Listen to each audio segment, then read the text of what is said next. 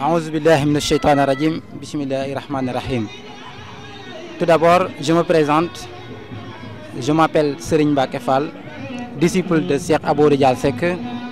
Je suis étudiant à l'université Cheikh Anta Diop de Dakar, où j'ai pu obtenir un diplôme de maîtrise l'année dernière. Donc à mes côtés, mes confrères de Ridjal Sécurité, qui sont en fait les membres d'une structure qui vise pour l'organisation de la voie du ridjalisme. Tout d'abord, je vais essayer de rendre d'abord grâce à Allah qui nous a donné l'opportunité, l'immense opportunité, je dirais même, d'être ici présent au service de Cheikhoul Khadim dans la maison de Serigne Ridjal Seck. Serigne Ridjal Seck qui d'ailleurs constitue l'objet de notre interview d'aujourd'hui. Qui est Serigne Ridjal Seck? Je pourrais dire que Serigne Ridjal Seck fut l'un des disciples de Cheikh Ahmadou Bamba. Il fut le dernier a eu le grade de Ridjalullahi. Un grade qui a été tant convoité par tous les disciples de Serigne Touba. Mais la volonté divine a choisi la personne de Serigne Ridjal pour lui attribuer cette grade. D'ailleurs, on ne pourrait pas achever nos propos sans pour autant expliquer et expliciter le sens de ce grade. Mais avant cela, on va essayer quand même de faire l'historique du ridjalisme. C'est quoi d'abord le ridjalisme et qui est son auteur, Serigne Mor Seck Ridjal. Serigne Mor Seck Ridjal, il est fils de Serigne Mor Djebou Sala et de Sokhna Absa Fall. Il a été, comme on l'a dit, l'un des disciples de Serigne Touba. Il a choisi le moment qui était le plus difficile pour servir Serigne Touba.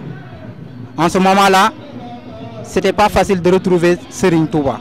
Mais avec son immense volonté, avec son désir et son abnégation et son courage infini, il a réussi à retrouver Serigne Touba et a fini à relever son défi, qui était tout simplement de servir Serigne Touba tout au long de sa vie.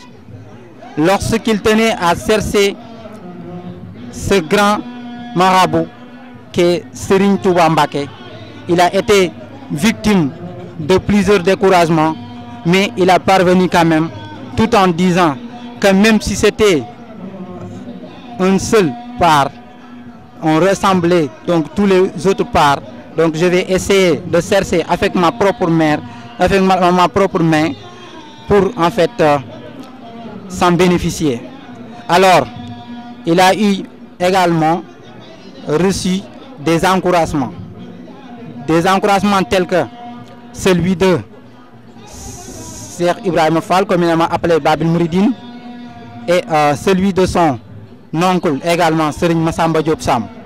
Donc lorsqu'il était dans le domicile de Serigne Touba, comme on l'a montré, il manifestait toujours son amour aux côtés du Cheikh, tout en essayant de travailler à la présence comme à l'absence du Cheikh, rien que pour achever à son objectif, comme on l'a si bien montré, accéder à en fait une récompense qui serait le souhait de tout le monde, qui serait le souhait également de tout un disciple de Serigne Touba.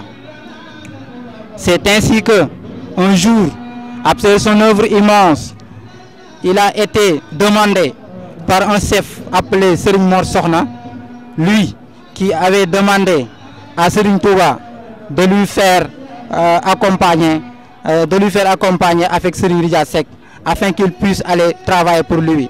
Et ce dernier, c'est-à-dire Serigne Mor Seck Ridjal, en fait, avait demandé à Serigne Touba de laisser Serigne Mor Seck Sokhna avec 9 autres personnes pour qu'il aille en fait travailler en faveur du Cheikh, et Serigne Ridjal tout seul allait donc pour symboliser son travail personnel. C'est ainsi que, à leur retour, on avait constaté que même le travail de 10 personnes, c'est-à-dire Serigne Mor Sokhna et compagnons, avait était en dessous, c'est-à-dire que le travail de Serigne Mor Seck était vraiment plus grand et plus saillant que le travail de 10 personnes. C'est d'où est né le nom de Rijaloulaye. Le nom de Rijaloulaye. Pour ne citer que cette œuvre immense, mais on pourrait également même citer tant d'autres œuvres, comme celui qu'il a fait lorsqu'il tenait à partir de Ndogal vers Diourbel pour en fait ce qu'on appelait le port de poulet, donc avec un objet communément appelé en wolof Mbopou, où il porta lui-même en fait en destination de Serigne Touba.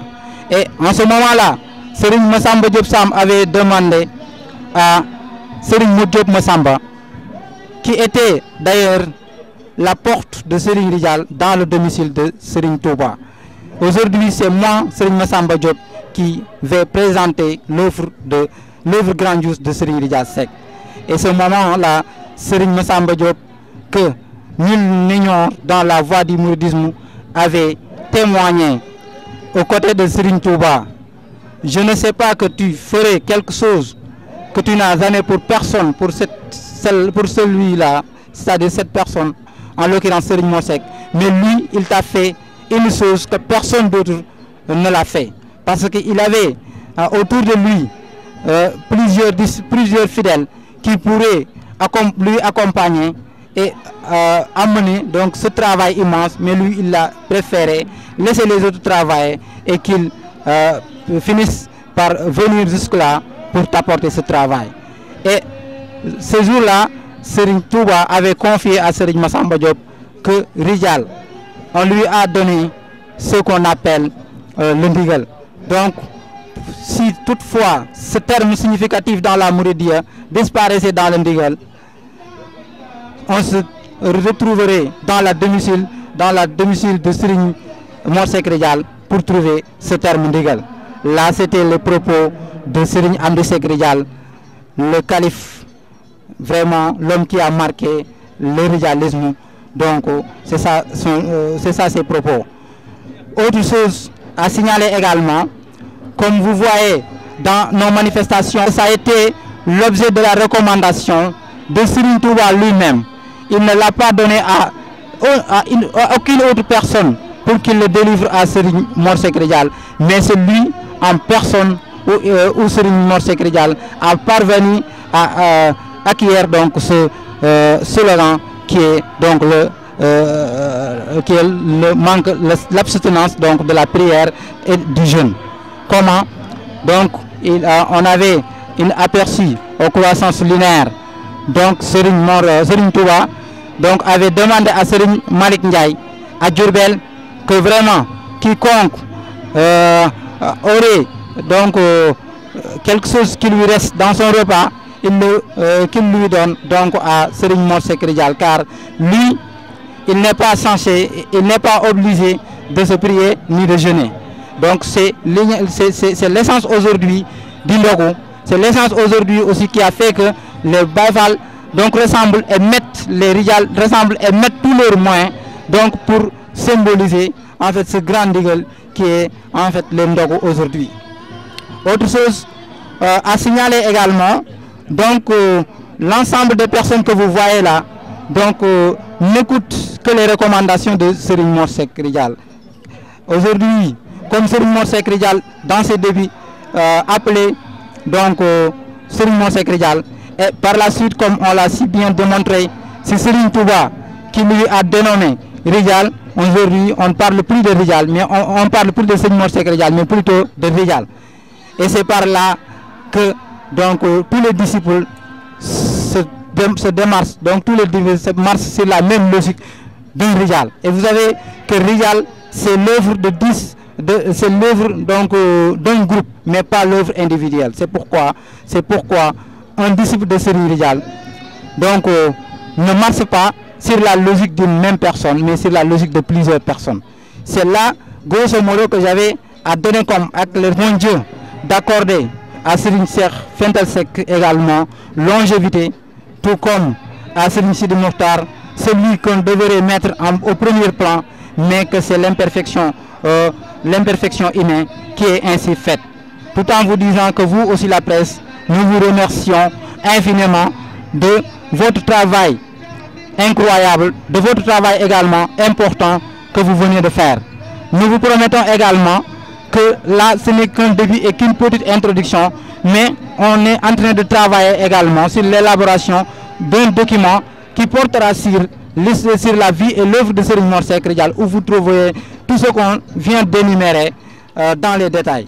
Et avec une nette amélioration que le Mouri est vraiment l'insignifiant disciple Serigne Mbacké Fall est en train de parler. Bon sens. Merci beaucoup. Que la fête soit belle.